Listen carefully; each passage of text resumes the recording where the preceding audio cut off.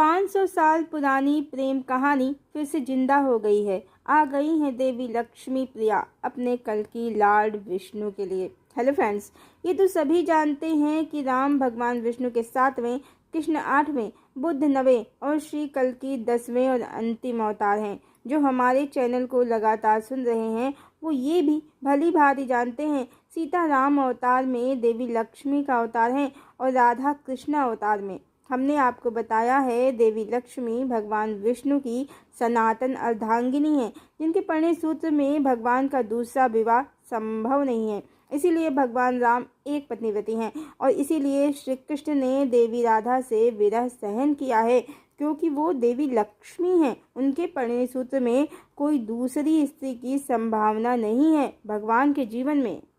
हमने आपको बताया जैसे जामवंत की पुत्री जामवंती त्रेता में भगवान राम पर मोहित हो गई थी और अहिरावण महिरावण की पत्नी चंद्रसेना भी भगवान राम पर मोहित हो गई थी, और भगवान ने इन सबको यही कहा था कि इस जन्म में नहीं, इस जन्म में वो देवी सीता को समर्पित हैं। द्वापर में कृष्ण अवतार में इनकी इच्छा पूर्ण होगी। तो इस तरह भगवान कृष्ण की जितनी भी रानियां थीं, मात्र त्रेता में भगवान के ही राम अवतार पर मोहित हुई कामासक्त नारियां थीं। रुक्मिणी कौन थी, इस पर बहुत से वीडियो हैं जो चैनल पर अवेलेबल हैं, वो आप देख सकते हैं। वैसे रुक्मिणी ही वो स्त्री थी जो भगवान राम पर त्रेता में सबसे पहले मोहित हुई। वो थी सुपर्णखा, इसीलिए उसको हरण और राक्षस विधि से विवाह की कामना थी पूर्व जन्म के संस्कारों के कारण, और इसीलिए सुपर्णखा के मन में जो राम के कुल की नाश की कामना थी और चंद्रसेना के मन में भी जो राम के कुल के नाश की कामना थी, इनकी इच्छा पूर्ति हेतु श्री कृष्ण के कुल का नाश हुआ और द्वारिका भी डूबी। चंद्रसेना ही सत्यभामा का पुनर्जन्म थी। कलिकाल की तामसिक ऊर्जा के कारण डिवाइन डोर 5D का डोर बंद होने से ये दोनों श्री देवी और भूदेवी समझी गईं, और देवी राधा जो स्वयं श्री देवी भूदेवी आदि शक्ति आह्लादिनी शक्ति थीं, वो भक्त जीवात्मा या कल्पना समझी गईं। श्री कृष्ण के सभी पुत्र आपस में मदिरा पान कर आपस में लड़ झगड़ कर मर गए थे, जो साधारण जीवात्माओं की ही संतानें थीं, माता लक्ष्मी की नहीं, क्योंकि माता लक्ष्मी का ये प्रभाव नहीं है आपस में लड़ना झगड़ना, एक दूसरे को मारना, मदिरा पान इत्यादि करना। जैसे सीताराम की संतानें लव कुश और यशोधरा सिद्धार्थ के पुत्र राहुल हैं। हर जन्म में शक्ति शिव से पहले ही देह त्याग देती हैं, यानी देवी लक्ष्मी भगवान विष्णु के पहले ही देह त्याग देती हैं। जैसे सीताराम, राधा कृष्ण, यशोधरा सिद्धार्थ और चैतन्य लक्ष्मी प्रिया, पर श्री कृष्ण अपनी सभी रानियों से पहले ही देह त्याग देते हैं, क्योंकि ये सभी साधारण जीवात्माएं थीं, माता लक्ष्मी नहीं। ना ही उनका विभाजन जामवंती और चंद्रसेना इसका स्पष्ट उदाहरण है, और इसीलिए भगवान ने अनेकों विवाह एक ही जन्म में तो किए ही, इनमें से किसी के द्वारे भगवान ना तो दूल्हा बनकर गए, ना बारात लेकर गए।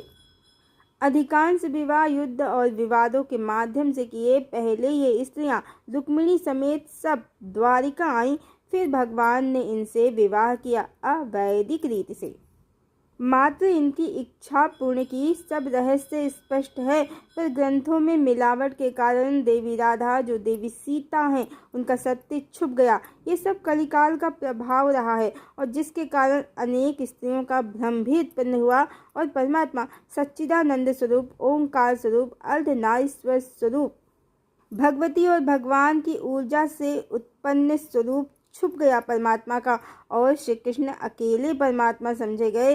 श्री कृष्ण परमात्मा का मेल फॉर्म है, पुरुष तत्व हैं, पर देवी राधा उनका स्त्री तत्व हैं, शक्ति तत्व हैं। शक्ति तत्व के बिना शिव तत्व पूर्ण नहीं है, पूर्ण परमात्मा नहीं है। और ब्रह्म और शक्ति के सिद्धांत से जो संसार की रचना हुई है, उसके अनुसार संसार में जितने भी शरीरधारी उत्पन्न होते हैं, सब शिव शक्ति की ऊर्जा से युक्त होते हैं। कोई भी शरीर ऐसा नहीं होता है किसी भी जीवधारी का जो कारण शरीर बनता है बिना शिव शक्ति के मिलन से बनता हो। सिर्फ शिव या शक्ति ऐसे कोई शरीर या शरीरधारी माया के संसार में नहीं जन्म लेते हैं। इस तरह से भी परमात्मा के दो ही रूप प्रकट होते हैं। कई देवियों में शक्ति तत्व खंडित कभी नहीं होता है। इसीलिए देवी राधा को आदि शक्ति, पूर्ण शक्ति, श्री कृष्ण का अर्धांग कहा गया है। उनका कोई खंडन विभाजन श्री कृष्ण की रानियों में नहीं हुआ है, हो सकता भी नहीं है। दो ही तत्व संसार का मूल है, दो ही प्रकट होते हैं। देवी लक्ष्मी का कभी खंडन विभाजन नहीं होता है। और इसीलिए जब फेमस एस्ट्रोलॉजर ने 500 साल पुरानी प्रेम कहानी सोशल प्लेटफॉर्म पर रिवील की थी, तो यही कहा था कि इस समय दुनिया में दो ऊर्जा हैं जो युग परिवर्तन के लिए आई हैं, और प्रेम कहानी फिर से रिपीट हुई है। उन्होंने जब इस 500 साल पुरानी प्रेम कहानी को बताया था, तो यही बताया था ये कहानी चैतन्य महाप्रभु की है, जो आज से 500 साल पहले बंगाल में जन्मे थे, जो श्री कृष्ण ही हैं। पर उन्होंने ये कहा था कि वो मेल फॉर्म को तो पहचानते हैं ऊर्जा के तल पर फीमेल फॉर्म को नहीं पहचान पा रहे हैं, वो इल्यूजन उत्पन्न करती हैं। तब एक महिला व्यूवर्स ने उनके कमेंट सेक्शन में कमेंट किया था कि वो महामाया है, और वो जब तक नहीं चाहेंगी उनको कोई जान समझ पहचान नहीं पाएगा। और फेमस एस्ट्रोलॉजर ने कहा कि विष्णु प्रिया आ गई है। एक्चुअली जब हमने सोशल प्लेटफॉर्म पर इस कहानी को देखा, तो उससे पहले हम उनके 2-4 वीडियोस देख चुके थे, और उस समय ही हम सोशल प्लेटफॉर्म पर बहुत से कंटेंट सुन रहे थे कि देवी राधा कल्पना है, भक्त है, जीवात्मा है। अगर वो लक्ष्मी होती तो श्री कृष्ण उनसे विवाह करते, वो रुक्मिणी से प्रेम करते थे, उनसे उन्होंने विवाह किया है। और ये विष्णु प्रिया वाली थ्योरी ये भी गलत थी, क्योंकि जिस तरह देवी राधा के रहस्यों को आज की डेट में बड़े बड़े ज्ञानी भी नहीं जानते हैं, उसी तरह देवी लक्ष्मी प्रिया को भी सब नहीं जानते हैं।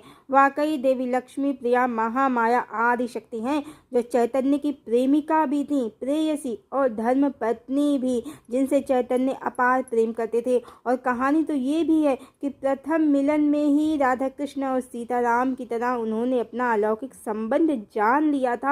बड़ी ही सुंदर प्रेम कहानी है उनकी, और करुण कहानी है चैतन्य और लक्ष्मी प्रिया की, और चैतन्य उनको लक्ष्मी ही बुलाते थे। कहानी तो ये भी है, देवी लक्ष्मी प्रिया गंगा किनारे जब शिव जी की पूजा करती थी, तो चैतन्य कहते थे लक्ष्मी मेरी पूजा करो तो तुम्हारा कल्याण होगा।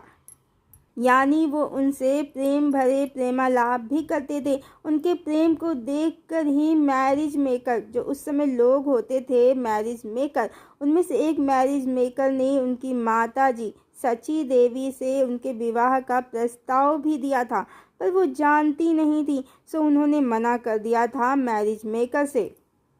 और वो मैरिज मेकर चैतन्य महाप्रभु को रास्ते में मिल गया, उनकी मुलाकात हो गई। तो चैतन्य ने उनसे पूछा, आप कहाँ से आ रहे हैं? तो मैरिज मेकर ने कहा कि देवी लक्ष्मी प्रिया का रिश्ता लेकर गए थे आपके यहाँ, और आपकी माता जी ने कहा कि आप अभी छोटे हैं। उन्होंने विवाह प्रस्ताव को अस्वीकार कर दिया। और तब चैतन्य महाप्रभु ने अपनी माताजी से पूछा कि आपने विवाह से इनकार क्यों कर दिया। तब उनकी माताजी समझ गईं कि चैतन्य को लक्ष्मी प्रिया पसंद है, और फिर उन्होंने मैरिज मेकर को स्वयं बुलाकर चैतन्य और लक्ष्मी प्रिया का विवाह संपन्न कराया। इस समय चैतन्य शिक्षक का कार्य कर रहे थे। उनका जीवन उनकी पत्नी और माँ के साथ बहुत सुंदर बीत रहा था, और फिर वो शिक्षा के कार्य से पूर्वी बांग्लादेश की यात्रा पर चले गए। जाने से पहले लक्ष्मी प्रिया बहुत व्याकुल थी। वो उनसे कह रही थी कि आप मुझे छोड़कर दूर मत जाओ। और तब उन्होंने कहा कि मैं कहाँ ज़्यादा दिन के लिए जाता हूँ, बस 2-4 दिन में घूम टहल कर आ जाऊँगा। और वो उनको उनके माता पिता के घर छोड़कर चले गए कि उनका देवी लक्ष्मी प्रिया का मन लगा रहेगा उनकी अनुपस्थिति में। लेकिन चैतन्य जब गए तो उनको महीनों बीत गए, और एक दिन उनको लगा कि कुछ ठीक नहीं है। फिर वो घर लौटने के लिए चल दिए। जब वो घर आए तो उनकी माताजी दुखी मिली, अत्यंत दुखी मिली। बहुत पूछने पर उन्होंने बताया कि उनकी पत्नी लक्ष्मी का सर्पदंश से देहांत हो गया है, अब वो इस दुनिया में नहीं है। इस तरह चैतन्य की दुनिया उजड़ गई। उनकी प्रेमिका पत्नी उनको छोड़कर चली गई। अब चैतन्य उदास रहने लगे। अपनी पाठशाला तो पहले की तरह ही जाते थे, पर प्रसन्न नहीं रहते थे। अब उनकी माता जी ने इस भय से कि चैतन्य कहीं सन्यासी ना हो जाएं, क्योंकि उनके बड़े भाई विश्वरूप पहले ही सन्यासी हो गए थे बहुत कम उम्र में, तो वंश चलाने की व्यवस्था के कारण उन्होंने इस बार अपनी पसंद की कन्या विष्णुप्रिया से चैतन्य की शादी करवाई। पर कुछ ही दिनों बाद चैतन्य ने संन्यास ले लिया। ये विवाह उनकी माताजी ने उनसे पूछे बिना तय कर दिया था, सो माताजी के वचन की मर्यादा के कारण उन्हें विवाह करना पड़ा। और विवाह के बाद जब विष्णुप्रिया ने ससुराल में प्रवेश किया तो दरवाजे की कुंडी में उनकी उंगली फंस गई। उसमें चोट लग गई, जिसे उनकी माताजी ने घोर अपशकुन समझा। और कुछ समय बाद चैतन्य इस संबंध का निर्वाह नहीं कर सके और उन्होंने संन्यास ले लिया। फिर एक बार जब वो अपने गांव नदिया गांव संन्यास के बाद वापस आए तो उनकी माताजी के आग्रह पर वो घर के बाहर तो गए, पर अंदर प्रवेश नहीं किया और कहा कि सन्यासी का कोई संबंध ही नहीं होता है। बहुत आग्रह करने पर उन्होंने विष्णुप्रिया को अपनी चरण पादुका दे दी और कहा कि तुम अपने नाम को सार्थक करो, भगवान विष्णु की भक्ति करो, तब तुम मुझे पा सकती हो। समझना होगा, आदिशक्ति महामाया तो देवी लक्ष्मी प्रिया ही हैं और विष्णु प्रिया फिर एक आसक्त जीवात्मा, जो आसक्ति के कारण भगवान के विवाह बंधन में बंध गई। पर भगवान ने उनको भक्ति का ही उपदेश दिया। ज्ञात हो कि यशोधरा को भी बुद्ध बिना बताए छोड़कर चले गए थे, पर जब वापस आए तो यशोधरा बाहर नहीं आई बुद्ध से मिलने। बुद्ध स्वयं महल के भीतर गए और यशोधरा के बहुत से प्रश्नों का वो उत्तर नहीं दे सके।